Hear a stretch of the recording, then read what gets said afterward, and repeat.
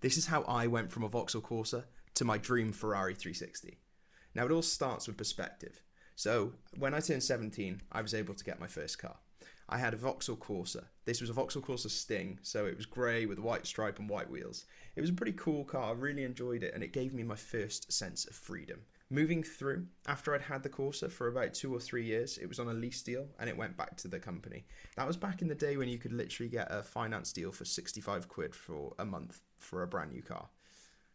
Moving through, I wanted something with a little bit more character. With more character comes less reliability.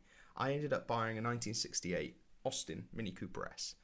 This car had soul and really sparked my love for cars. The fact that you could work on them, that you could enjoy it with others and kind of build up that affinity with a brand.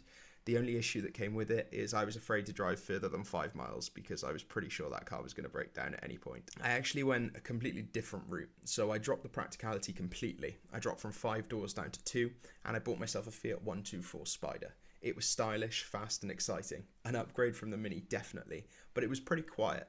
I changed that pretty quickly. I managed to put a stainless steel catback exhaust on it and really brought that car to life.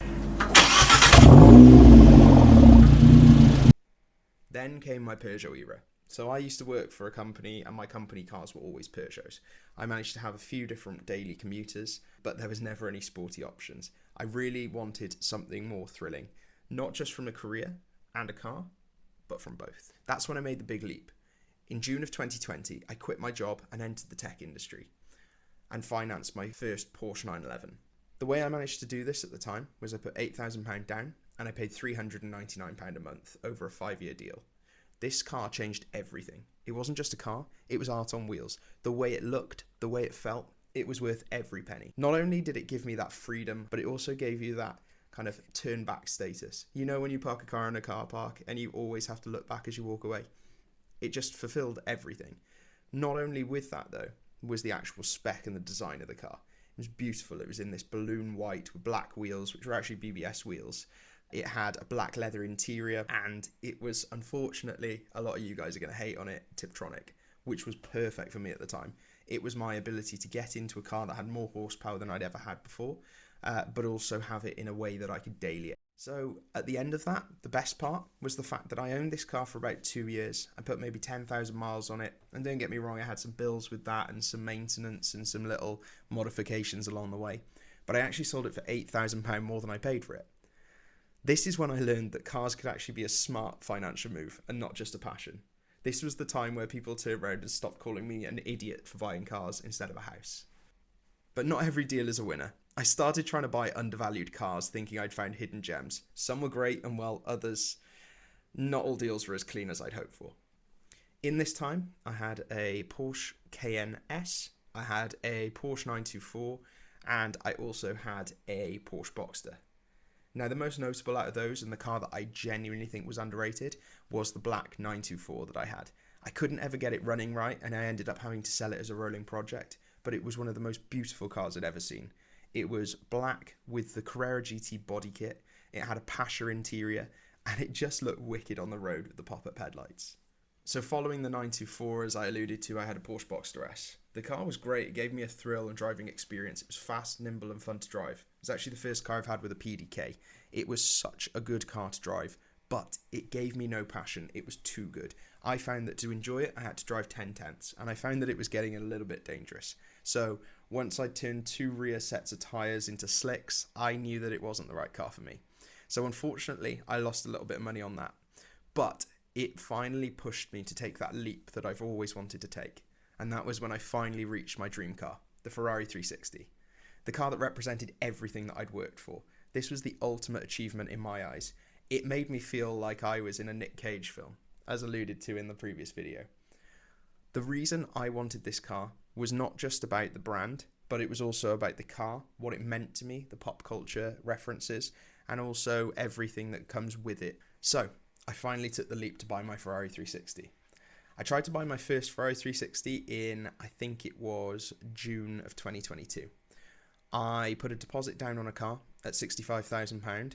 It was an 18,000 mile Vauxhall Corsa with black interior, and it was the F1 gearbox. When I went to buy the car, I'd actually agreed to buy it in principle. I'd put my deposit down of £1,000, and I'd also said that in order to buy it, I would need the cam belt service and I wanted the exhaust valves opened up, which you can see a video of how to do that on my shorts. I had to find that money then to buy the car. So I'd agreed a finance agreement in principle, and then when I was about to pull the trigger, I realised that it was almost too much money for the car. I felt the car was overvalued, and I walked away from the situation, leaving my £1,000 deposit with the dealership. They were very accommodating and understanding in the whole scenario. And then I just kept on looking.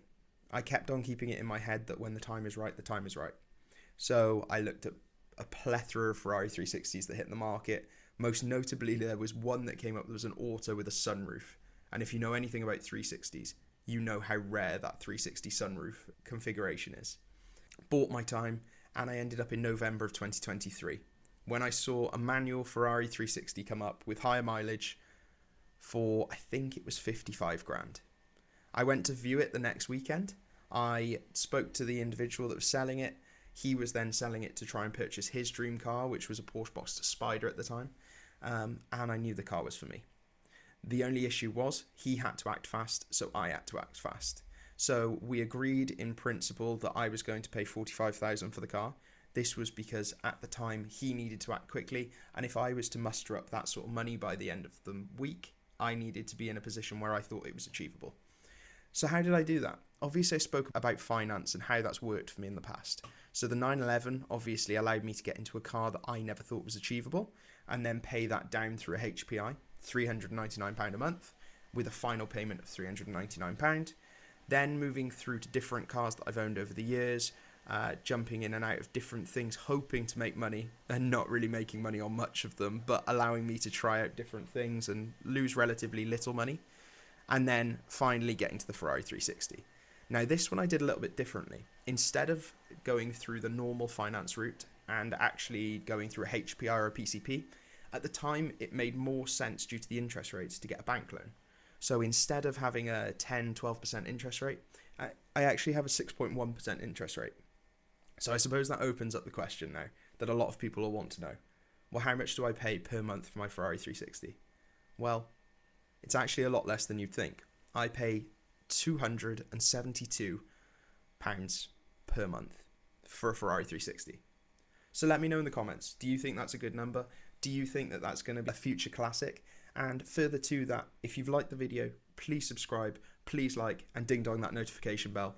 It would be amazing if you follow me on this journey. Hopefully I'll be able to explain lots of other things around not just the financing, but the running costs and all the other elements that come with this car.